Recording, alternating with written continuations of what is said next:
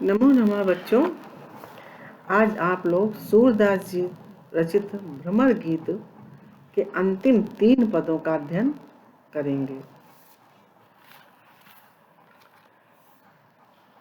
निस दिन पर सत नैन हमारे, सदा रहति वर्षा ऋतु हम पर जबते श्याम सिधारे। दृढ़ अंजन न रहत निसि बासर, कर कपोल भय कारे। कंचु की पट सूखत नहीं कबहू, उर बिच बहत पनारे। आंसू सलिल सबय भई काया, पल न जात रिस टारे। सूरदास प्रभु यही परे खव, गोकुल काहे बिसारे। बच्चों, इस पद्यांश में श्री कृष्ण के विरह के कारण गोपियां अपनी दारुण दशा व असहनीय अवस्था का वर्णन उद्धव से करती हुई कहती हैं कि हे उद्धव, निस दिन बरसत नैन हमारे नेत्र जो हैं वो रात और दिन बरसते हैं, अर्थात हमारे नेत्र रात दिन रोते रहते हैं। भगवान प्रभु के कृष्ण के विरह में सदा रहती वर्षा ऋतु हम पर, जब तई श्याम सिधारे। जब से श्याम अर्थात कृष्ण जी मथुरा चले गए हैं, तब से हम पर सदा वर्षा ऋतु रहती है। अर्थात वैसे तो वर्षा ऋतु जो है, बरसात जब हो जाती है तो समाप्त हो जाती है, लेकिन हम पर तो वर्षा ऋतु निषिद्ध छाई रहती है। यहाँ तो श्याम घन के चले जाने पर वर्षा ऋतु अर्थात आंसुओं की वर्षा सदैव बनी रहती है। इन आंसुओं के कारण दृढ़ अंजन न रहत निसिवासर, कर कपोल भयकार। इन आंसुओं के कारण जो सदा बहते रहते हैं, हमारे नेत्रों में काजल नहीं टिकता है, काजल बह जाता है। कर कपोल भयकारे, और कपोल अर्थात गालों को और वक्षस्थल को भी काला कर देते हैं। दृढ़ अंजन न रहत निसिवासर, कर कपोल भयकारे।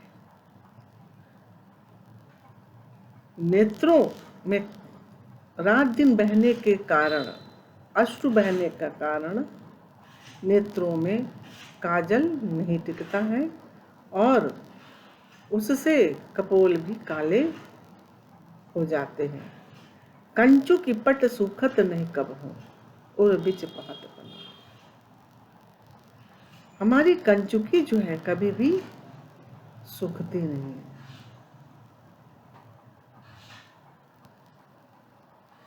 और उर बिच बहत पनारे, आंसुओं की नदी सी उर के बीच में बहती रहती है, हृदय के बीच में बहती है। अतः इतने आंसू गिरते हैं, अतः इतने नेत्रों से आंसू बहते हैं कि कंचुकी जो होती है, जो चोली होती है, वो कभी भी सूखती नहीं है और सदैव वो गीली बनी रहती है। आंसू सलिल सबई भई काया, पल न जात रिसि टारे। संपूर्ण काया अर्थात पूरा शरीर जो है वो अश्रुमय हो जाता है।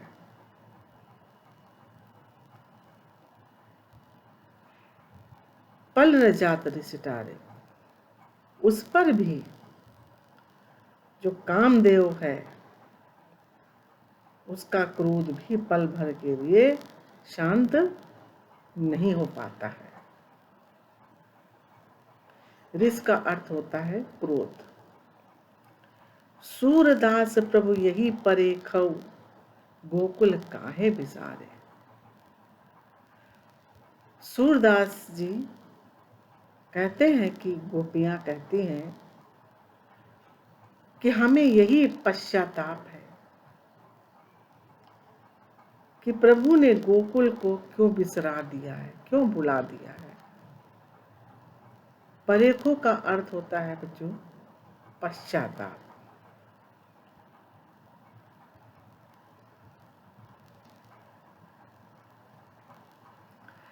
गोपियां कहती हैं कि हे उद्धव, हमें तो इस बात का दुख है कि श्री कृष्ण ने गोकुल एवं गोकुल वासियों को क्यों भुला दिया है।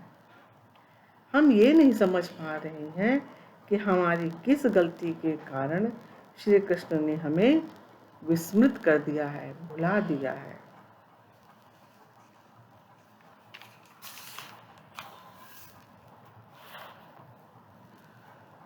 बच्चों अगला पद देखिए।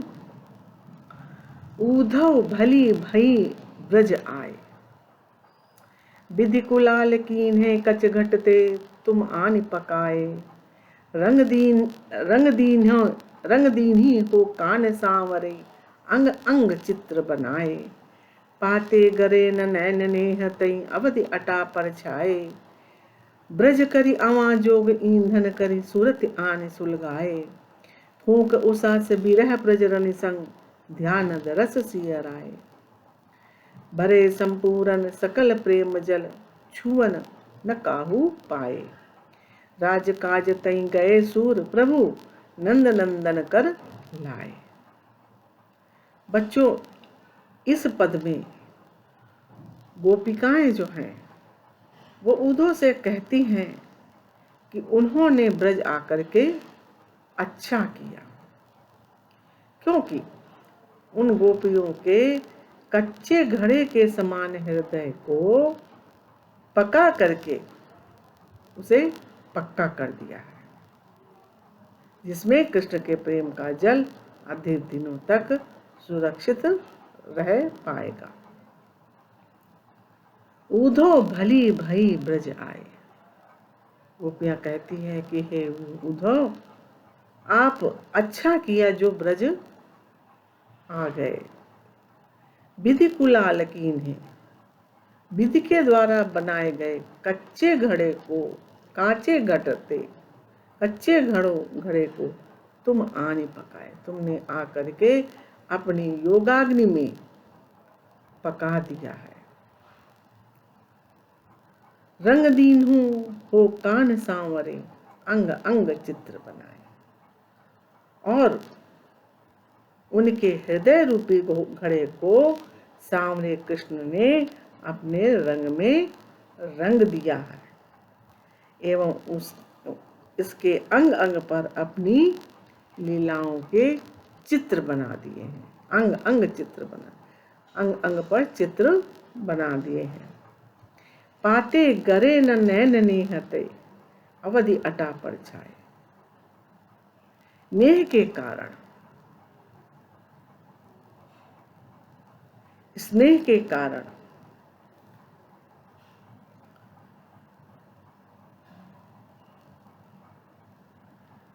कच्चे घड़े होने के बाद भी लगातार आंखों से आंसुओं की वर्षा होने पर भी, कच्चे घड़े होने पर भी ये जो है गले नहीं है। इसका कारण है कि कृष्ण उन्हें ये कहकर गए थे कि वे शीघ्र ही वापस आएंगे। अवधि अटा पर छाए।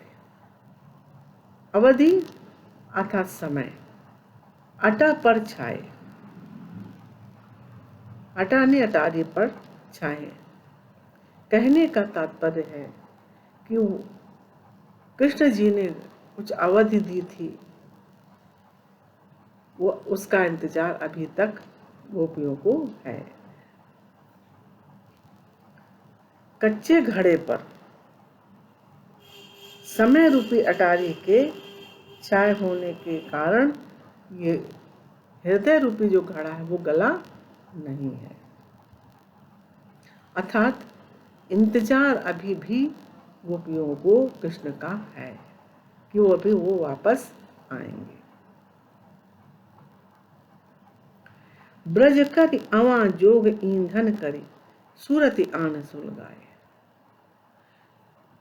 ब्रज करी अवा, ब्रज को गोपियां कहती हैं उधर से कि ब्रज को अवा बना दिया है आपने और योग को ईंधन और कृष्ण जी की याद दिला करके उसको और सुलगा दिया है।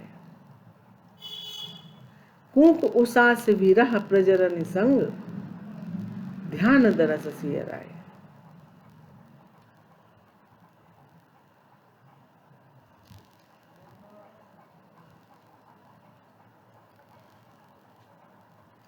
कृष्ण की याद से दुखी गोपियां, गोपियों के हृदय से जो लंबी लंबी उसासें निकली, उनकी फूंके मार कर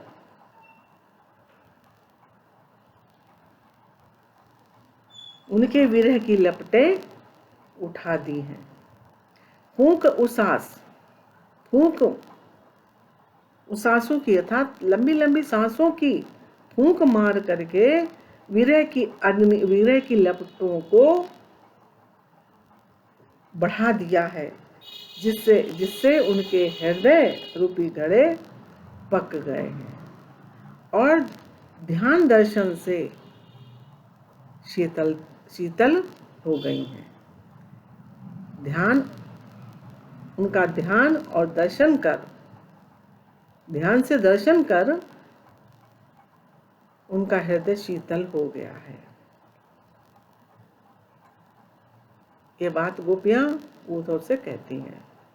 भरे संपूर्ण सकल प्रेम जल छुवन न काहू पाए।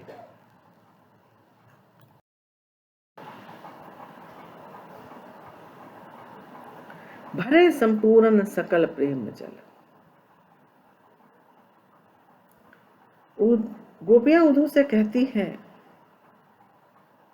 जो उनके साथ कृष्ण की चर्चा हुई और ध्यान से कृष्ण के दर्शन हो गए, जिससे उन्हें उनके जलते हुए हृदय को शीतलता मिल गई।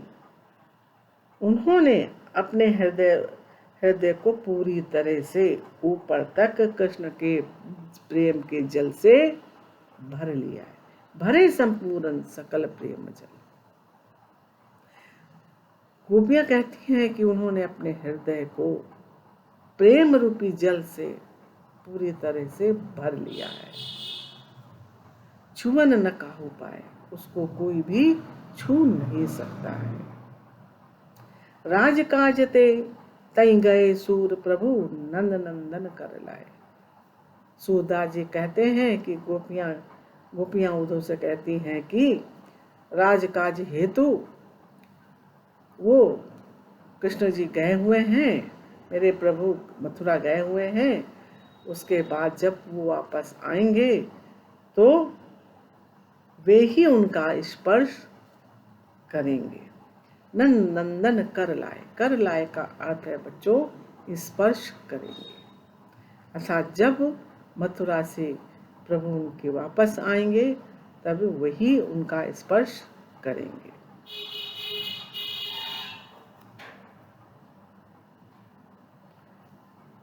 बच्चों इसके आगे का अगला पद और अंतिम पद देखिए।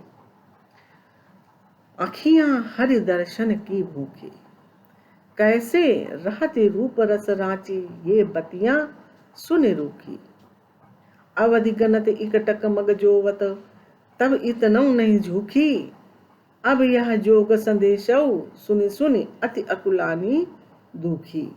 बारक वा मुख आनि दिखाओ, दुह्य पर पय पिबत पतुखी। सूर सुकत हठ नाव चलावत ये सरिता है सूखी। बच्चों, इस पद में गोपियों की श्री कृष्ण के प्रति अनन्य भक्ति एवं समर्पण की भावना को दर्शाया गया है। गोपियां कहती हैं, योग के इन संदेशों ने उन्हें बहुत दुखी कर दिया है। वे तो केवल श्री कृष्ण के ही दर्शन करना चाहती हैं। वे कहती हैं उद्धव से कि हे उद्धव, हमारी आँखियां जो हैं वो हरि के दर्शन की भूखी हैं, हरि के दर्शन के लिए व्याकुल है। कैसे राहति रूप रस राची ये बतियां सुनी रूखी। तुम्हारी योग की बातें सुन सुनकर, रूखी बातें सुन सुनकर कैसे वो रूप रस से रंगी रह सकती हैं, अर्थात उनमें कैसे प्रेम भाव झलक सकता है। अवधि गनत इकटक मग जोवत तब इतनम नहीं झूठी। वे कहती हैं उद्धव से कि अवधि अर्थात समय गिनते गिनते, समय देखते देखते, ताकते ताकते, इकटक मग जोवत, और इकटक मार्ग देखते देखते, रास्ता देखते देखते, तब तक भी ये आंखें इतनी झूठी नहीं थी, इतनी दुखी नहीं हुई थी। अवध अब यह जोग संदेशौ सुन सुनी अति अकुलाने दुखी। जितना कि अब आपका योग का संदेश सुन सुन करके अत्यंत व्याकुल और दुखी हो गई हैं। बारक वह मुख आने दिखावो दुहि पै पिबत पतोखी। अंत में गोपियां उद्धव से कहती हैं, ये संदेश देती हैं कि प्रभु से जाकर वो कहें कि उनकी गोपियां ये कहती हैं, बारक वह मुख आने दिखाओ, एक बार वह मुख आकर दिखा जाओ। दुई पै पिबत पतूखी, पत्ते के दोने में दूध पीता हुआ अपना मुख आकर एक बार दिखा जाए। बारक वह मुख आने दिखाओ दुहि पै पिबत पतूखी।